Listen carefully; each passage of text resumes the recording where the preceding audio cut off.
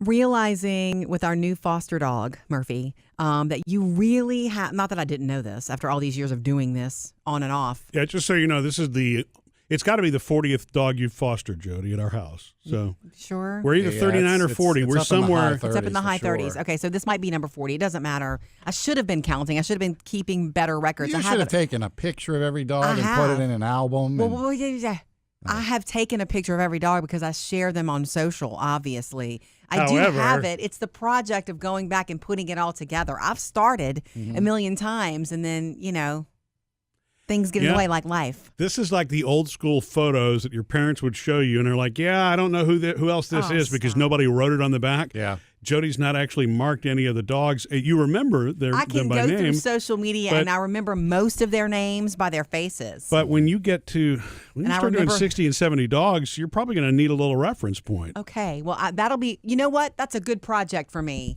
Not that I'm trying to add anything to your plate. I would love to have that because they all do mean so much to me, and that's the whole point of fostering is that I do want to help as many dogs as possible, and it's a good way for our family to volunteer because we have a busy family life, but we also have dogs, and so a foster dog comes in, and our dogs kind of teach it to be a dog, and we get them out of the shelter, which is the point.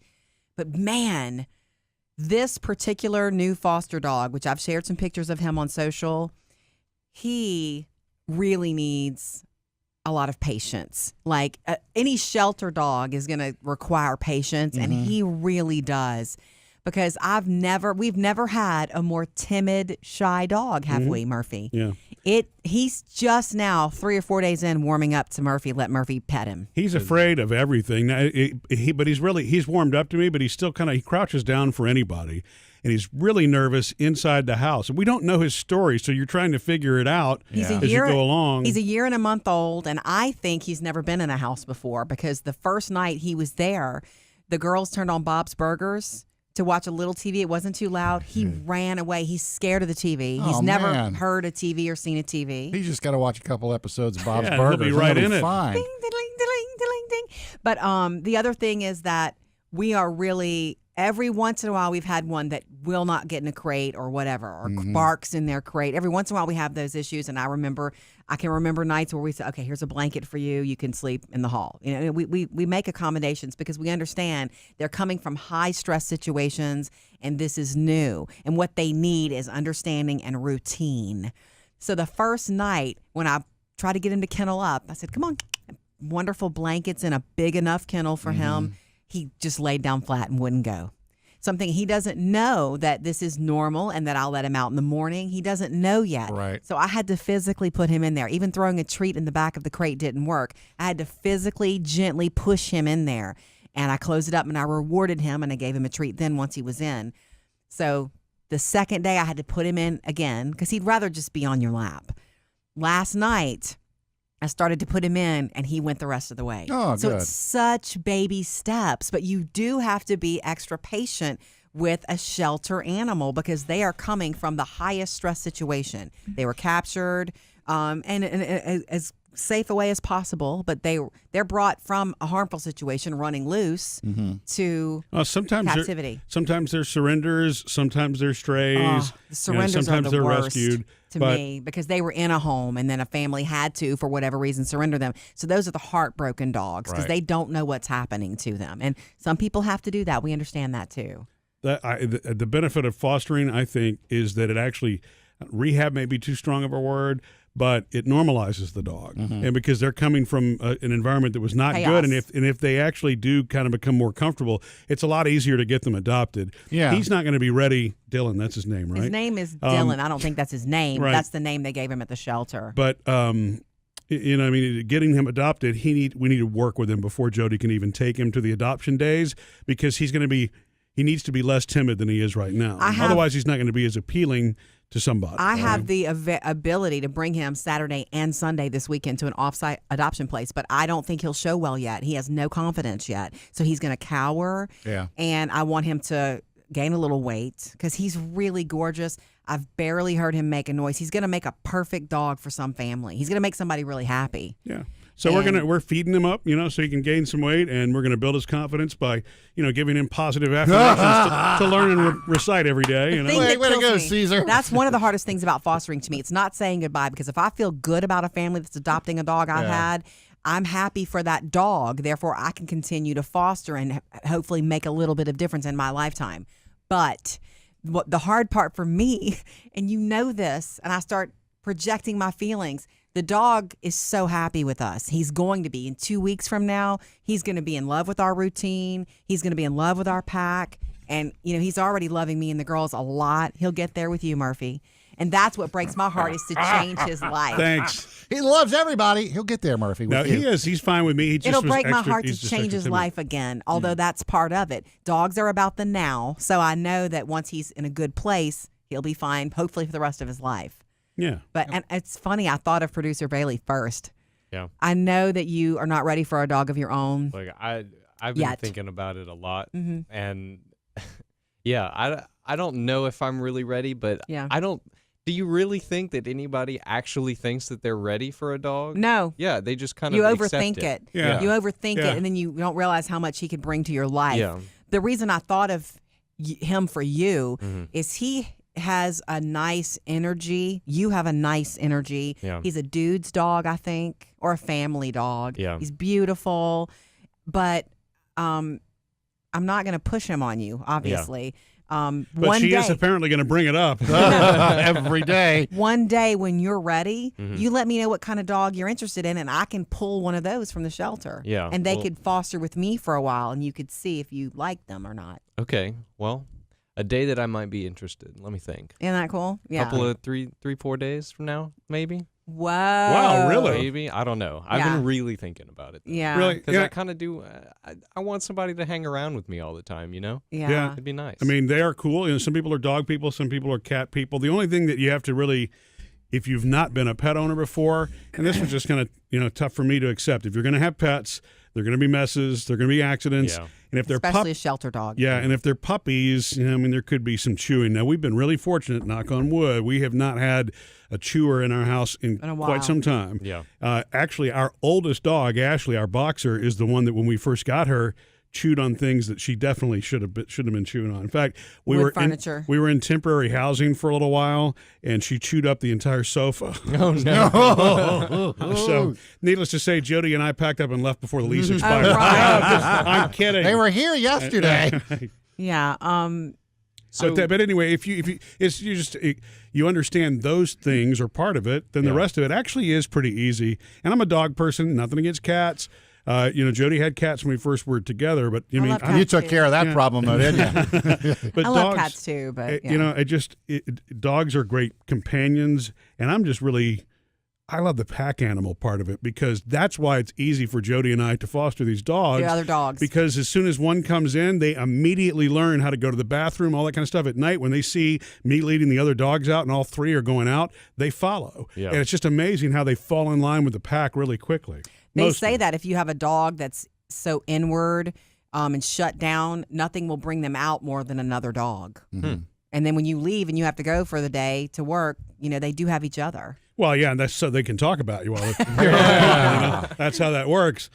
Chad, do you have cats, not dogs, right? I'm a cat person. I miss cats. Nothing against dogs. I actually get along with dogs really well, but I'm a very low maintenance, low commitment type of pet owner. And that's a cat. Exactly. That's a cat, and I don't even want two cats. Like, I am settled with my one cat. Like, I take care of it fine. Like, I've met my commitment. I don't want to overextend on pets. Right. So I'm very happy with my cat. I'm glad that we took the time to talk about your new foster, because we did have a lot of people online who were interested in what he was like personality-wise. Yeah. I was curious. We were talking about the pack. What's he been like interacting with the rest of the dogs? He is absolutely submissive, and that's. I figured so. And look, sometimes there have been situations where we brought a dog in and it didn't work out, and that's another heartbreak of it, that I had to bring him back. I say that because if you fighting with our alpha champ is not going to fly. Things like that, which has not happened a lot. Yeah, it doesn't. Because we pick based on energy. We pick one that seems submissive and that would seem to follow. Mm-hmm. And I even wondered if we should be getting a male dog this time, just because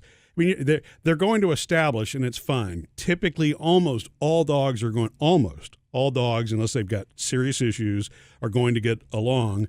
But the males do, for whatever reason, even once they've been fixed, as all these dogs have been, they mark territory, which drives me a little crazy. When you bring a new one in, there's a lot of marking. But it's just like human males, you know.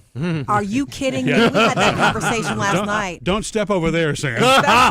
Especially in the world of management. When management males get together, it's like a bunch of dogs in a yard. Yeah. Oh my gosh! But this one, I had hoped to make this one a quick one. In other words, because he's, get him a home in a week or two before he gets too comfortable with us. But I feel like he's going to need more work. I want him to stop jumping at every little sound so that when he goes into someone's house and they adopt him, he's not so scared of everything. And he's so full of love, though.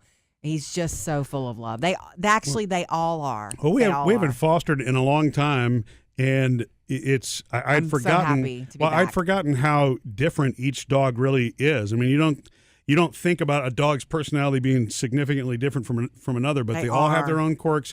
They have a lot of similarities, but they have a lot of differences. And so this is the first one that we've had that was this timid. In fact, I was a little bit nervous about him being so timid that if you approached him, he would be defensive and snap. And that's not the kind of dog he is. No. He's timid and he backs away, but he doesn't feel the need to protect or defend. My friend came over. That can happen especially with much smaller dogs. He's not a small dog. My friend Jodi came over the other night, and and she's a really tall girl, and when she walked out to the area where he was, he cowered down and he peed. That's called submissive wetting.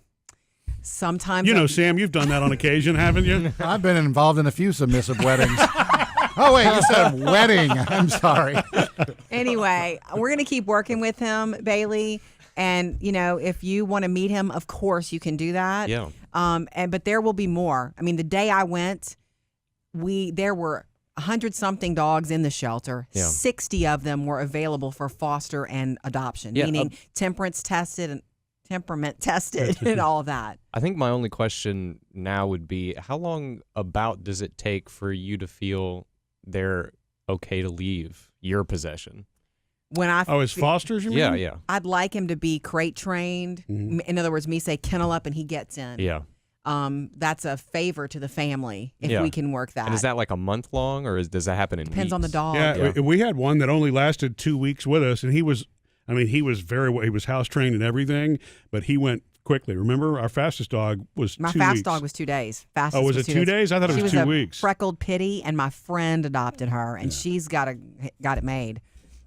That was the fastest. But I think the first thing that we wait for, the crate training is awesome if we can pull that off, but getting their weight back, because when they look kind of not emaciated, but even if their rib cage is showing a little bit, obviously they don't look healthy, even though they are. They've been neglected for a while. Yeah. And once we get that part done, and it's funny, once they get back in their eating routine and a routine in general, all the other things typically fall into place, confidence and everything else. They need routine and love and confidence, meaning if they can depend on their routine, they're going to be a confident companion. Yeah. Mm-hmm. That's what we find. And that really is and I think a lot of people still make these mistakes. And look, I made these mistakes long before Cesar Milan, or really our own, dog mentor who passed away. His name was Dick Russell. Dick Russell, right. He taught us a lot. That you actually are the pack leader as the human. And, it's absolutely perfect, to give them love and affection and so forth, but you can't humanize the dog, because if you do humanize the dog, then you start to lose, I don't want to say control, but you lose the leadership ability, because the dog will then start to bond with you as though he's your equal, and you don't want that, because if you want them to be trained, Cesar Milan calls that calm, assertive energy, and they need and they crave that leadership anyway. That's why they're pack animals. There's always one alpha in the pack, because they need a leader. But it's really important. We don't think of ourselves as humans as part of that pack, but that to me has made all the difference in the world. When we introduce a new foster to the rest of the pack, first thing I do is I go into the backyard, and the new foster's there with me, he or she, and then you show them how to mark their territory. That's right, exactly. Right over here. Check this out. Watch Daddy. No. And we let one dog at a time, and it's always Champ first. He's our alpha. And my feeling is Sam always finds the new eats. He's the food dude. Okay. I pushed a button. I'm sorry. I started scrambling for something. Right. Not really Next sure. Tuesday is Bacon Day at McDonald's. Sorry, Stop. Sam. I didn't mean to throw you off like that. My thought is Champ, our alpha. We know he's our alpha. He goes first because if he accepts the new dog, the others will. Yeah. And the reason I stay and walk around there with them is really it's twofold. It's to kind of be the mediator, but it's also and by the way, most dogs do fall in line without a problem. You will know immediately if they're going to get along. Everything or not. is body language with them. Yeah, exactly. And so when I walk around and they see our dogs following my lead, it also makes it easier for them to integrate with the pack. And it makes it easier at night, for example, when it's time to go to the bathroom all at the same time. Yeah, this is what happens at night when it's bedtime at our house. Well, after all the please go to bed, kids. After all that, when Murphy takes all the dogs out, it's like potty time. Excellent. He does that sometimes, Wayne Garth? Yeah. Yeah. Right. And they know what that means. They get up, they come to the back door, he walks out with them. And when you're like out of town, I have to do it.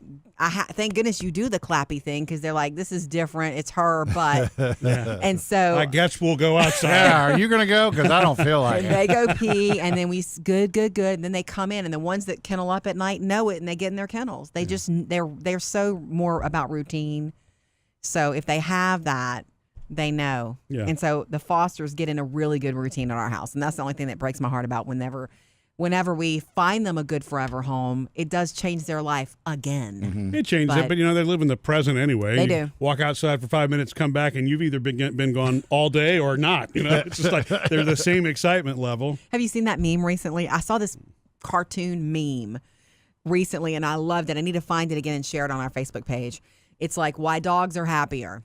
It's a picture of a dog sitting with a man, and they're sitting in front of like a pond and they're fishing. And the man, the bubble above his head is all the things he's thinking about: work, home, a plane to catch, all this stuff that people are thinking about, thinking ahead all the time. And the dog is the picture of the pond because that's where he is. Right, he's in the right now, and that's it. Yeah, Wouldn't makes that be sense. nice? Are cats the same way?